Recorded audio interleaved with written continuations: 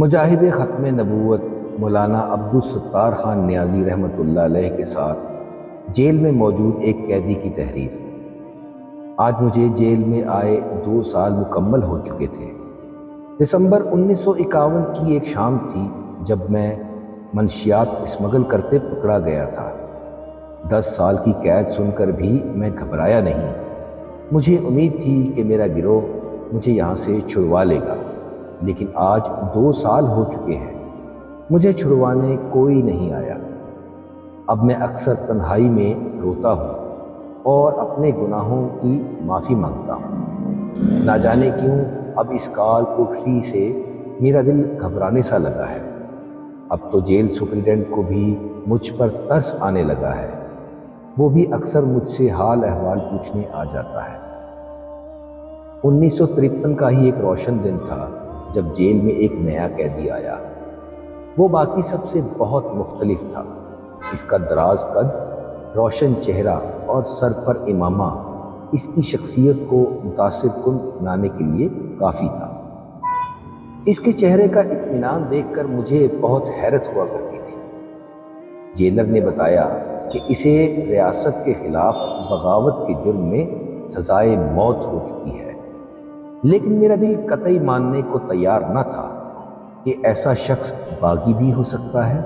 اسے میرے ساتھ والی بند کوٹری میں رکھا گیا تھا۔ اس کے اور میرے کمرے کے درمیان ایک چھوٹا سا روشن دان تھا، جس سے میرے لیے اس پر نظر رکھنا مشکل نہ تھا۔ میں اکثر اس کے معمولات دیکھ کر حیرت زدہ رہ جاتا۔ 5 وقت نماز پڑھنے کے علاوہ ہر وقت وہ درود شریف کا ورد کیا کرتا۔ 2 دن ایسے ہی گزر گئے۔ تیسرے دن شور کی آواز سے میری آنکھ کھل گئی اور سامنے کا منظر دیکھ کر میری چیخ نکل گئی۔ 5-6 افراد جو شکل سے کسی محکمے کے افسران لگتے تھے، وہ اس شخص پر لاٹھیوں کی برسات کر رہے تھے اور وہ ہر لاٹھی پر الحمدللہ کہہ اٹھا۔ تھوڑی دیر گزری کہ ایک افسر کے اشارے پر وہاں سانپ لائے گئے اور اس کے برہنہ جسم پر سانپوں کو چھوڑ دیا گیا۔ وہ سانپ اس قدر زہریلے تو نہ تھے کہ اس کی جان لے لیتے، تاہم اس کا جسم نوچ رہے تھے۔ افسر نے چلا کر کہا، نیازی کتنی تکلیفیں اٹھائے گا؟ ہم تجھے رہا کرنے کو تیار ہیں، قادیانیوں کے خلاف بیان نہ دے۔ قیدی نے غضبناک آنکھوں سے افسر کو دیکھا اور چلا کر کہا، اگر میں رہا ہو گیا تب بھی باہر جا کر پہلی بات یہی کروں گا کہ قادیانی کافر ہے۔ میرے ذہن میں کئی سوالات اٹھ رہے تھے کہ یہ شخص کون ہے اور یہ افسر اسے کس جرم میں مارے جا رہے ہیں، اور یہ اب تک ڈٹ کر کیوں اور کیسے کھڑا ہے۔ ان کے جانے کے بعد مجھ سے رہا نہ گیا۔ میں نے صدا لگائی، اے اللہ کے نیک بندے، تو کون ہے اور یہاں کیوں آیا ہے؟ یہ لوگ تجھے کیوں مار رہے ہیں؟ اس شخص کے چہرے پر ایک مسکراہٹ پھیل گئی اور وہ بولا، قادیانی رسول اللہ کو آخری نبی تسلیم نہیں کرتے۔ تمام مسلمان یہ مطالبہ کر رہے ہیں کہ ان کو کافر قرار دیا جائے۔ ملک میں تحریک ختم نبوت کی ابتدا ہو چکی ہے اور انشاءاللہ ہم تب تک امن سے نہ بیٹھیں گے جب تک قادیانی آئینی طور پر کافر قرار نہیں دیے جاتے۔ میرے تن بدن میں آگ سی لگ چکی تھی۔ میں گناہ گار ضرور تھا، لیکن سرور کائنات صلی اللہ علیہ وسلم سے انتہائی عقیدت رکھتا تھا۔ اب مجھے رہ رہ کر خود پر غصہ آنے لگا کہ میں منشیات کے برے کام میں کیوں پڑا، ورنہ آج میں بھی ان کے شانہ بشانہ کھڑا ہوتا۔ میں نے اس شخص سے اس کا نام دریافت کیا تو اس شخص نے مختصر سا جواب دیا، عبدالستار خان نیازی۔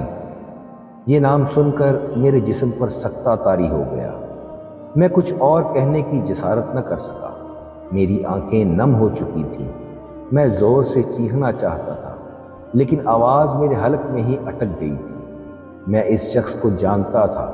میں نے اپنے بچپن میں ہر ایک کی زبان پر اس کا نام دیکھا۔ یہ وہی تھا جس نے قائد اعظم کو پنجاب کے کئی اضلاع سونپے تھے۔ یہ وہی تھا جسے قائد اعظم بھی کہا کرتے تھے، مولانا آپ کی تحریکوں سے پاکستان معرض وجود میں آیا۔ یہ وہی تھا جس کا شمار مسلم لیگ کے قائدین میں ہوتا تھا، اور آج یہ میرے سامنے ایک تاریک کوٹھری میں موجود تھا۔ اللہ رسول کی محبت اسے کہاں سے کہاں لے آئی، اور پھر بے اختیار میری زبان سے اس کے لیے دعائیں نکلنے لگیں۔ اگلے دن وہ ایمان فراموش افسر پھر آ ٹپکے، اور اب کی بار میں چلا اٹھا، او ظالموں، تمہیں شرم نہیں آتی؟ تم کسے مار رہے ہو؟ کیا تمہیں جہنم نہیں ڈراتی؟ لیکن ان سنگ دلوں پر اثر نہ ہوا، اور مولانا کو آج گھنٹوں برف کے بلاکوں پر لٹایا گیا، اور جب مولانا بے ہوش ہو گئے تو انہیں چھوڑ کر چلے گئے۔ میں رو رو کر مولانا کو آواز لگا رہا تھا۔ جب تشدد بڑھنے لگا تو مولانا پر کھانا پانی بھی بند کر دیا گیا، لیکن مولانا کو نہ پیچھے ہٹنا تھا اور نہ ہٹے۔ وقت تیزی سے گزر گیا۔ چند سال بعد مولانا رہا ہو چکے تھے، لیکن یہ بات میں ہی جانتا تھا کہ کون سا ایسا ظلم ہے جو ان کے جسم پر نہ ڈھایا گیا۔ مجھے اب مولانا کی یاد بے قرار رکھتی تھی۔ میں بھی ختم نبوت کی عظیم المرتبت تحریک میں شامل ہونا چاہتا تھا۔ آج 5 جنوری 1961 ہے۔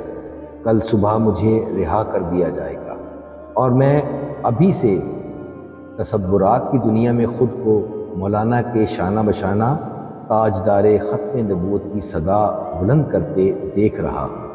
اللہ ان پر کروڑوں رحمتیں ہوں اور ان کے صدقے ہماری مغفرت ہو۔ آمین۔